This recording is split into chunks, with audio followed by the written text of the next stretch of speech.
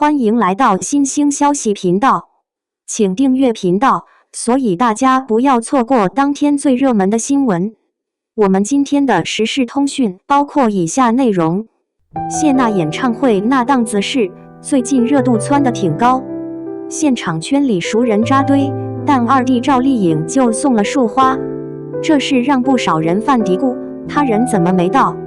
說白了，送花這個動作本身就是個表態，關係擺在那，花能到，人未必非得在。趙麗穎那段時間的行程排得密，檔期撞車是常有的事。娛樂圈這種場合，能露臉是情分，不露臉是本分。花到了，情分就算到位了，非得把人綁到現場才算有心。謝娜那頭倒是熱鬧，台上台下互動不斷，氣氛點得很滿。少了一個趙麗穎，場子照樣能撐起來。有些人非得揪着這細節不放，覺得姐妹情生分了。說到底，外人看熱鬧，當事人心裡有數。花比人更實在，至少不用寒暄客套。趙麗穎那性子，向來不喜歡湊這種熱鬧。拍戲間隙能抽出空惦記着送花，已經算給面子了。非要拿她和別人比，那純屬自找沒趣。演唱會結束後，這事慢慢就沒人提了。花在哪擺着，關係就在哪掛着，不會因為人沒到就斷掉。趙麗穎跟馮紹峰那場婚，離了跟沒離似的，她把所有東西都扔進工作跟小孩身上了。38歲這個節點，她突然停了，停得特別徹底，劇組不去，通告不接，像是人間蒸發。外面傳她復婚帶娃，各種版本都有，現在終於有個說法。她那點感情史其實特別簡單，就一段：馮紹峰。娛樂圈裡她算個異類，戲事真好，個人那塊乾淨的不像這行的人。時間倒回16年，兩人一起拍《女兒國》，她演國王，馮先生演那個一心取經的和尚。戲裡愛而不得，戲外導案生情愫。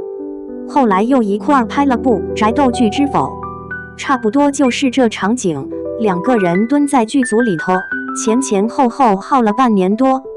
劇還沒拍完呢，外頭那幫人就瘋傳他倆在搞對象，轉得跟真的似的。可他倆呢，一個屁都不放，一個裝聾作啞，愣是沒有任何回應，就那麼拖着，誰也不表態。結果呢，2年就這麼滑過去了，大家差不多把這事給忘了。然後他們直接甩出一張結婚證，戀愛環節壓根沒這回事。官宣定在趙女士生日那天，網友炸了鍋，紅底結婚照一曬，祝福聲一片。第2年兒子出生，日子看着挺圓滿。趙女士復出後，這平靜就碎了。復出後的趙女士幾乎把自己定在了劇組，通告單排到密不透風。馮先生那邊的資源卻在肉眼可見的縮水，曾經隨便挑本子的日子說沒就沒了。兩個人站的位置變了，平衡就碎了。這種裂痕不是吵架吵出來的，而是慢慢長出來的。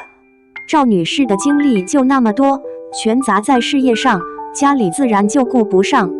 1年到頭泡在攝影棚裡，住酒店比住自己家還熟，夫妻倆見面的次數掰着手指頭都能算清楚。夫妻倆常年見不着面，聚少離多，最早那些離婚的傳言就這麼一點點起來了。到了21年年初，兩人同時發了個動態，把事情做實了，這段關係算是徹底斷了。離完婚之後，那位趙女士倒也沒怎麼歇着，工作節奏跟以前一樣猛，恨不得把自己焊在片場。但最近這段時間，這人突然就沒了動靜，跟人間蒸發似的，也不知道是去哪兒了。趙女士上一次進組還是去年5月的事。謝娜開演唱會那天，她沒到現場，只送了個果籃。有人覺得奇怪，開始琢磨她最近在忙什麼。其實她很久沒公開露面了，不是那種刻意的消失，是突然就從熱鬧裡抽身了。娛樂圈更新換代有多快？一個人幾個月沒動靜，就會有人問他去哪了。果然這件事本身沒什麼大不了的，但放到他身上就成一個信號了。趙女士不是那種靠社交熱度刷存在感的人，她以前也這樣，拍完一部戲就躲起來，等下一部戲才冒頭。只是這次間隔時間有點長，去年5月進組，算到現在快1年半，中間沒有任何路透，沒有綜藝，沒有商業活動，連謝娜這種老友的場子都不去。有人猜她是不是在準備什麼大項目，也有人說她可能單純累了，想歇歇。但仔細想想，一個演員如果真在休息，沒必要這麼徹底的不露面。休息也可以偶爾發發動態，拍個日常什麼的。她以前拍戲的時候，也時不時會冒個泡，不像現在完全沉默。這種沉默反而讓關注她的人更在意了。娛樂圈這種地方，一個人一旦安靜下來，就會被各種猜測包圍。有些猜測離譜，有些聽起來有點道理，但說到底，沒人知道他在幹什麼。他自己不說，別人都是瞎猜。果然這事也算一個提醒。小城大事殺青，1年多過去了，唐嫣和楊冪一個接一個的戲約沒停過。他倒好，直接從公眾視野裡消失了。工作室偶爾翻出舊照片充數，好像他這個人只活在過去的存檔裡。一段婚姻結束之後，他連事業都跟着按了暫停鍵。網友們開始嘀咕，這架勢不會是復婚回家帶孩子去了吧？這種猜測不是沒有道理。女明星到了一定年紀，突然停下腳步，外界總喜歡往家庭上想，好像女人的人生劇本除了拼事業，就是繞回家庭那條老路。但話說回來，她又不缺錢，也不缺資源，真要養老，完全犯不上用這種斷崖式的方式。或許她就是累了，想喘口氣。別人覺得可惜，她可能覺得正好。趙女士2月份接受採訪，聊到小城大事殺青後的一些打算。她說要給自己放個長假，開始享受生活，理由是這些年大部分精力都擱在事業上了。這話聽着耳熟，好多演員在解釋為什麼突然接少了戲時，都會用上這個句式，但當時沒人在意，畢竟圈裡人喊休息喊了太多次，最後往往只是換個劇組繼續搬磚。結果這次他真歇了。2個月過去，社交平台上一張機場照都沒有，倒是被路人拍到他帶娃逛超市。趙女士在採訪裡也沒說什麼冠冕堂皇的話，就是很直白地講，之前拍戲拍到腦子發木，連閨女上幾年級都要靠手機備忘錄提醒。這種掙扎其實挺普遍的，很多女演員到了某個階段，都會被2種力量來回撕扯。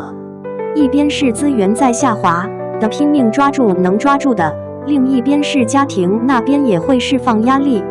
但趙女士的狠勁在於，她真的有膽量從那股洪流裡抽身出來，不是那種我考慮式的猶豫，而是決定下達後直接關了商務窗口。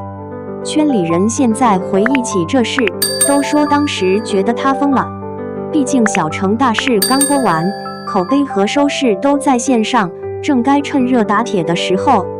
但趙女士不這麼想，她覺得人生不該只有片場和紅毯，還該有下午3點接孩子放學時踩在落葉上的那種咔嚓聲。媒體後來追着問，還會不會回來拍戲？她回答得很模糊，說等想拍的時候再說。這個回答倒是很符合她一貫的腔調，不把話說死，但也不給承諾。拍戲、綜藝、廣告，日程排得滿滿當當。她那個拼命三娘的名號，不是平白無故來的。也許就是因為這樣，她才突然冒出想歇口氣的念頭。草根出身，一路硬扛着靠自己爬上來的，現在總算在圈子裡站穩了腳跟，是時候給自己放個假了。趙女士不想錯過孩子的成長，也不想把孩子交到保姆手上。早前有狗子爆料說她和趙德胤傳緋聞，還說男方在幫她帶孩子。這件事後來被本人澄清，甚至澄清了2次。